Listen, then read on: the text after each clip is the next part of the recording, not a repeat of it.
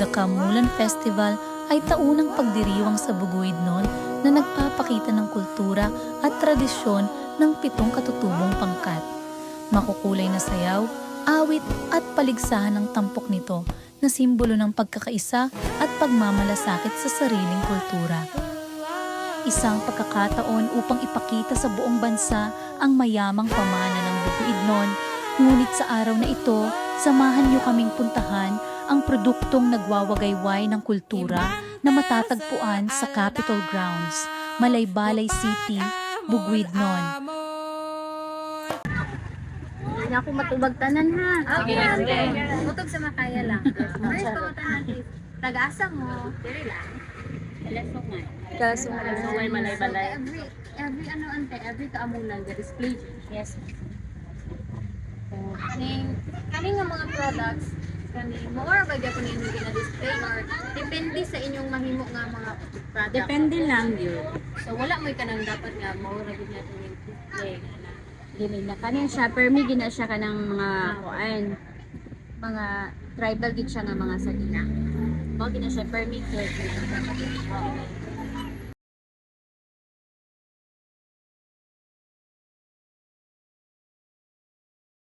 So every ing ani lugar ma'am sa bisagasa nga product meaning ana bukid gid siya. Kaya pareha sa Talandig, sa Lantapan, kay by tribesman. Kapo ang uban nga wala man may display sa Talatag sa kanang bisan ni Talandig. Na sila tulo ka bukid. Kapo siya nagkuanto siya sa Kitanglat. May symbolize to siya. Symbolize. O dahil ang ila po 3 colors ra, red, white o black. Unsa po pasabot anang kuan Red, ma'am kanang mga color. Ang dili kay ko ka kuan ka short pero basta kay ang red kay murag kuan siya victory o then ang yellow kay hayag di siya o then ang itom murag kini ang itom kay murag kuan siya sa mga dili ingon nato bitaw okay. Sa dapat diri sa Bukidnon is ang 4 colors gyud. So gatutuo po jud mo ana. O white, yellow, red o black. Kaya ang white is kabalo naman siguro sa symbol sa white is kalinaw o peace or basta putli ingana.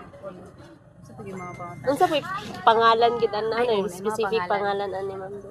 Kuan na siya IP gid siya nga dress. O then kini siya nga mga dress samot na sa kaning mga ingani is para sa mga lumad para sa amo ay sagrado gid ni siya. So dili nimo ni siya pwede gamiton sa bisan asa lang nga magsuot ka ani nga mamalingki ka, maadto ka sa diskohan sa ngana. Kuan lang ni siya pareha karon nga magtahi mi sa kami ang magtahi sa province dire whole province nga mga office. So nag-ritual gid me before me nagtahi, giritwalan gid ni siya o Apil na mga bag ma kuan kini lang siya ang dress kay kuan man siya sagrado. So bawal magsuot. O bawal magsuot kaani.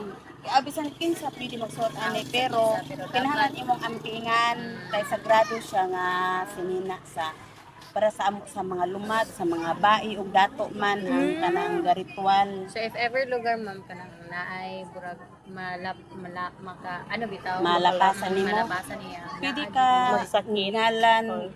Pwede sad ka dili ka ingon nga magsakit o dili magaling ka magsakit pero pwede ka salaon sa mga dato. Nga imo gi bugal-bugalan or kuanan ang kuan kay sagrado man ni.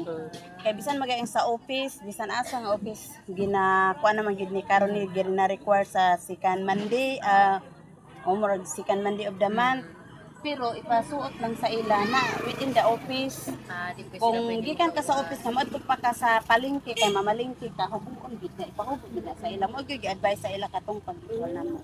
Nga dili ninyo ni pwede suoton nga bisan asa lang kay gisuot ninyo ni sa office nga uniform so office lang bisag kinsa pwede magamit ani sa dili lumad basta kay inyong ampingan kay sagrado man siya nga mga sinina. Ay kalimutan unsa na pangalan nimo ma'am? Kuan Jubilin tatay ko. Patay. Kuan po owner ko sa handicraft ako kay ang Ay, owner kanina, ma'am. ang owner sa tailoring is Wala Wala diri. diri. Okay. So, pila Pero na bali years, partner ni. pila na ka years ga embroidery kay nga ni? Kuan pa 2 years pa. 2 years pa. Wow. Nice na ka. Nice Nakay tayo. kuan ma'am, nakay unsa ka pure ano jud ka ma'am? Pure gid ko nga bukid nun. Lumad. Lamad mapud ka. Higaonon ka. Higaon og bukid nun is pareha ra Oh. og sinortian. Mm. Sure. Higaonon. Higaonon. Actually, wala gid unta ni ang bukid nun kay higaonon, Oh. pero gi 7 tribes kita ang kuan ni sa bukid nun. Pero ang niya sa bukid nun halo-halo na na Kuan umayan. ma'am. Gani. Unsay pinakamahal nimo nga product ma'am? Kaning mga beaded nga bag. Pila na ma'am? 1.17, na Huwag na yung 1.5. pinakamahal ma'am. Tapos pinakabarato po ma'am, kanang pitaka ay Oh, harites. kanang Harites. pitaka kay 50 naman, 100 man ang earrings. Unsa ba yung pangutana? Di ba, nani pangalan ng kanang murag Kana siya panika ang ngalan Panika? na para na siya sa kuan gyud na siya kung Headdress ako. headdress. So, may kuan Oh, pero kana siya kay panika kay ang headdress naman po'y headdress lain-lain man ang headdress na ay katong yarn lang bitaw. Yarn lang nga giana diri din na ay ana bitay-bitay nga yarn. Headdress yapon to siya. Na po'y mga beads lang nga headdress. ay Oo. ay Oh, kana headdress siya na kay ito katulad. kana siya headdress magyapon na siya pero panika yang ngalan. So, kani ma'am, wala dito sila yung mga pangalan, mga dress lang. Oh, natural kana siya kay dress. inspired man ni ang mga ingani. Ang kuan gyud na ay kini gyud siya. Ay inspired Inspired ra ni siya ang mga ingani, inspired lang kay. Pwede ra siya sa tanang kuan sa mga office. Depende sa office kung i-require gyud nila nga kini gyud ang IP, ingani gyud ilang ipatahi. Unsa inyong product ma'am nga burag alimong jud ka? Kuan kanang amo inspired nga blazer mo na imong bestseller kanang itong Kana pang lalaki o pang babae? o ma'am? panlalaki o pambabae o kining bolero kay mo man siya demand sa kaning bolero kaning mga ingana. bolero ka no. Mo na demand sa offices karon. Bolero ang tawag. Bolero. Paano siya? Terno sleeve o puff sleeve kato ang terno sleeve katong pina. Ay, Oo, pinabukad. pinabukad. Naka-form, Oo, nagkakala oo. mga puff. Kana siya puff sleeve lang na siya. Kato terno sleeve to siya ang Pilipiniana nga pina. Pero kana siya Pilipiniana gyapon na siya pero dili lang siya pareha adtong na may gusto ingana ra. Simple lang katong murag pang social naman gitong. Katong bukad. Pero gatahi gyapon. Ga-customize man. So pag magpa-customize lugar ma'am, it depends sa kanang design nga ilang pahimo ang dayon. bayad. Oh, then pareani nga more on board man gid ni siya. Embroidery gid ni siya. Mahal Mahal siya. nga mahal. Pero kaning simple lang nga ingani lang nga pats lang kini. Gipats ra man ni siya. Ay, Barato rin na siya. Kini kay embroidery gid machine man gid ni sa Manila pa miani ka pa embroidery.